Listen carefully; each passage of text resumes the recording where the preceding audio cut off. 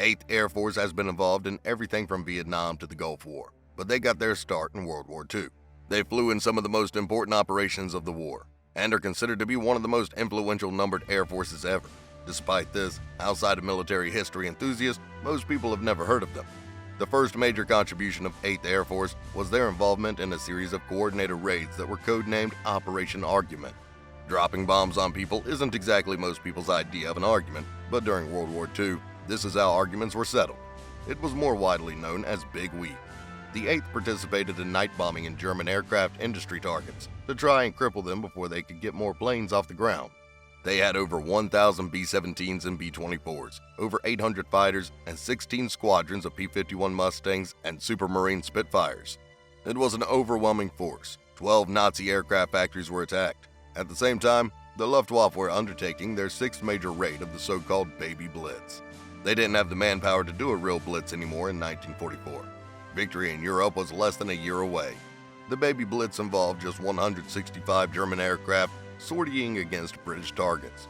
Compare that to the 8th and their roughly 2,000 planes, and it was clear that the war was about to be over.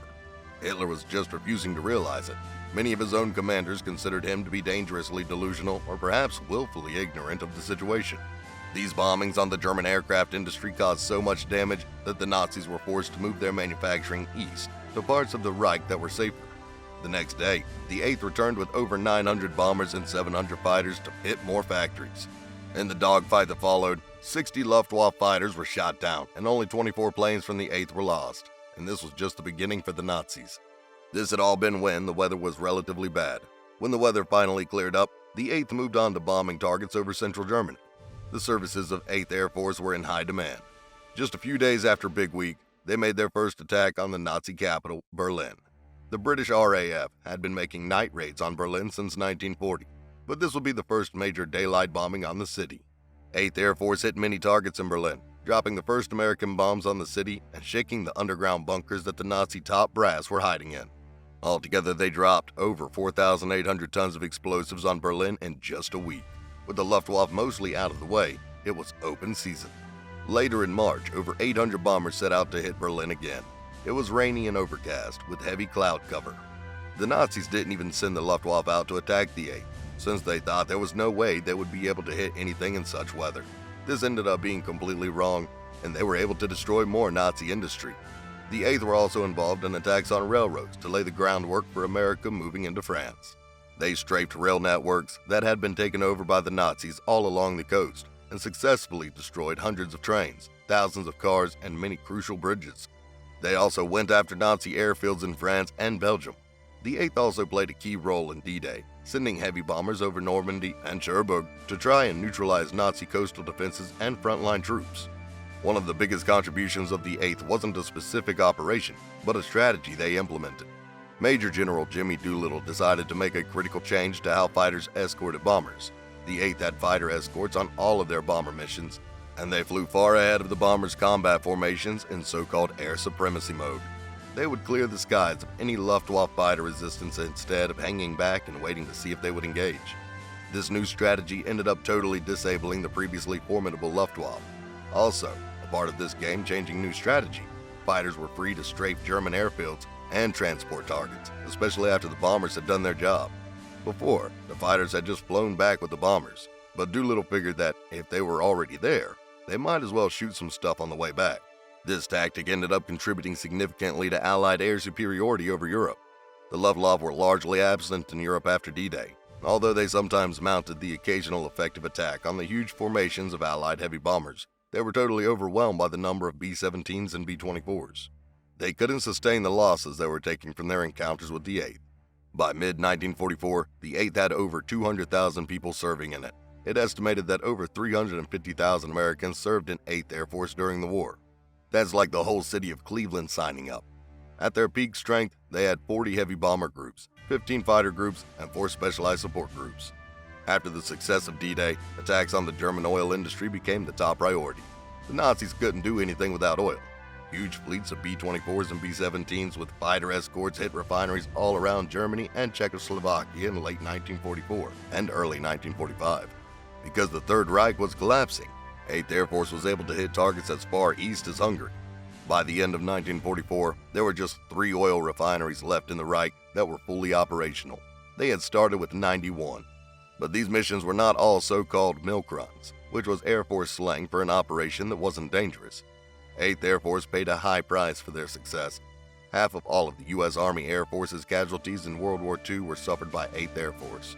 They took 47,000 casualties with more than 26,000 dead. Personnel from 8th received 17 medals of honor during the war. By the end of the war, they had racked up a truly impressive medal count: 220 Distinguished Service Crosses and 442,000 air medals. 8th Air Force veterans got even more awards after the war that haven't even been counted.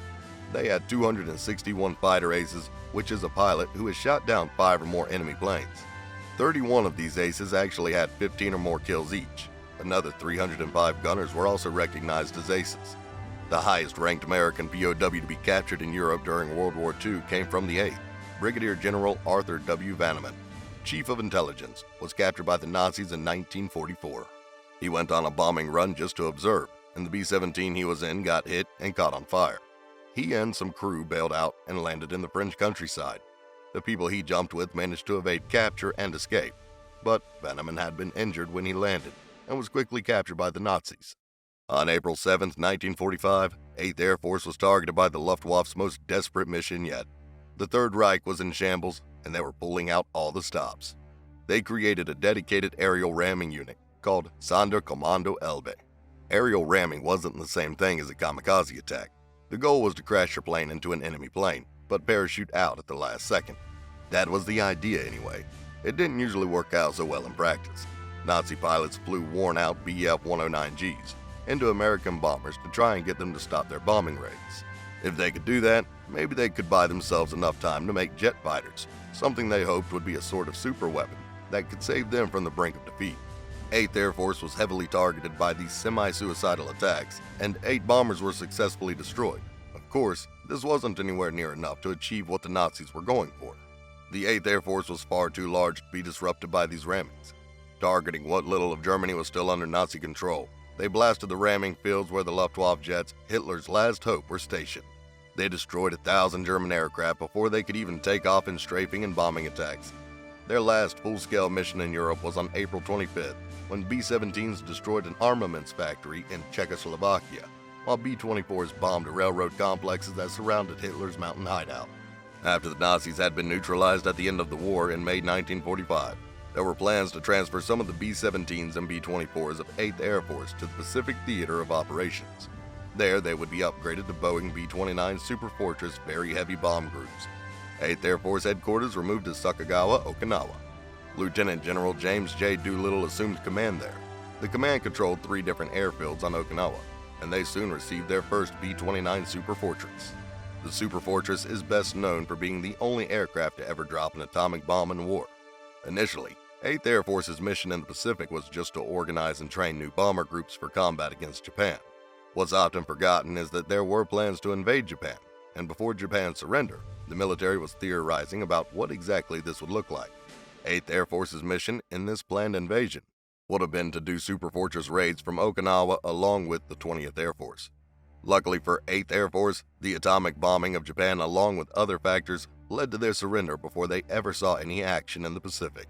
8th Air Force remained in Okinawa until 1946. Today, 8th Air Force controls strategic bomber forces throughout the U.S. and overseas. They carry out their warfighting missions under U.S. Strategic Command. 8th Air Force hasn't bombed anything in Europe or Asia in a while, but based on the news recently, you'd never know what might happen.